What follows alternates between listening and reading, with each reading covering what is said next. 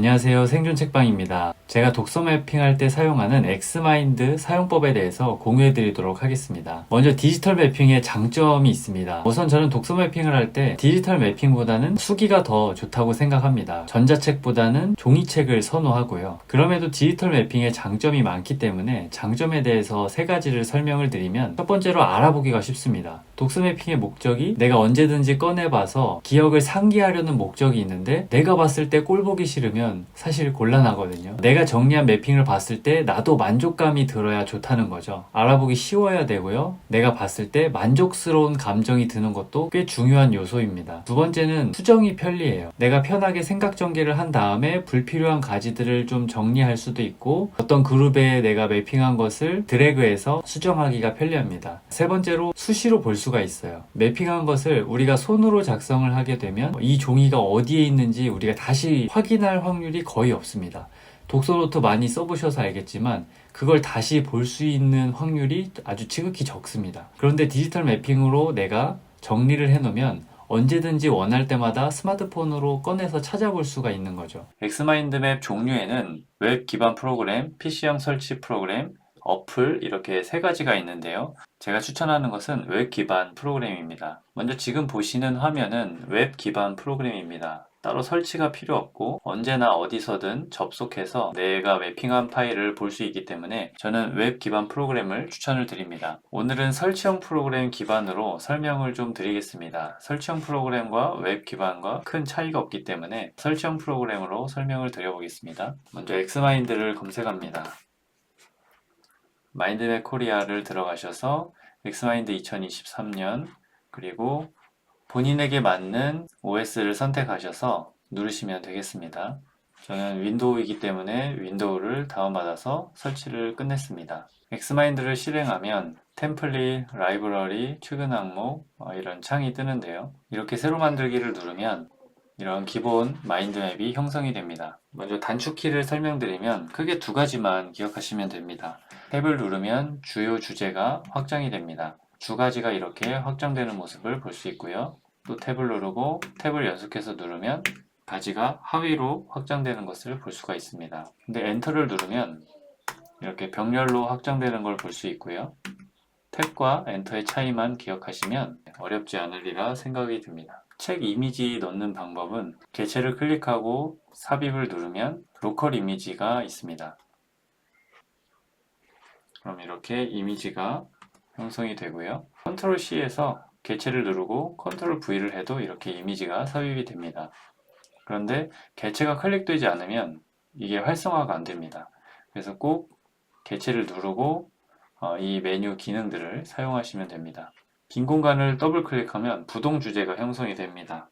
여기에서 목적, 질문을 내가 따로 떼서 메모하고 싶은 이런 부분을 사용하시면 되겠습니다. 이제 한 챕터 요약이 끝나면 요약을 할 때는 주가지 개체를 클릭하시고 요약을 누르면 텍스트 박스가 생깁니다.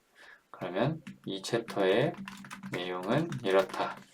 이렇게 간단히 요약을 하시면 되고요.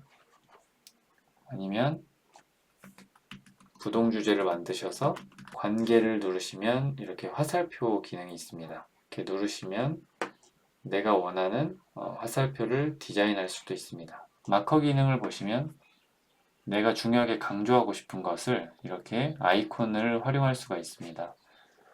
또는 삽입 누르셔서 삽입에 들어가시면 스티커가 있습니다. 이렇게 누르시면 내가 원하는 이미지를 이렇게 강조하면서 넣을 수도 있습니다. 내 생각을 메모할 때는 텍스트 색깔을 다른 색깔로 붉게 이렇게 변경을 해주시면 되고요. 테두리 색깔이라든지 채우기 스타일, 박스의 스타일을 이렇게 변경할 수도 있습니다. 디자인적인 요소는 하나씩 해보면 아실 수 있기 때문에 크게 어렵지 않으실 겁니다. 매핑을 마치시고 이 이미지를 함께 공유하고 싶을 때 공유하는 방법에 대해서 알려드리도록 하겠습니다. 우측 하단에 보면 맵 맞추기 기능이 있는데요. 이걸 누르면 내 매핑에 맞게 가장 큰 해상도로 보여줍니다. 그래서 내가 작업을 하다가도 전체 화면으로 보고 싶을 때 이렇게 맵 맞추기를 하셔서 그대로 캡처하는 방법이 있습니다. 이렇게 한 장으로 캡처하는 방법이 있고요. 내가 한 챕터만 캡처하고 싶다. 그러면 이렇게 확대를 하셔서요. 확대하실 때는 컨트롤 누르고 스크롤을 위아래로 움직이시면 되고요. 혹은 우측 하단에 이 퍼센트를 조절하시면서 맞춰보시면 되겠습니다.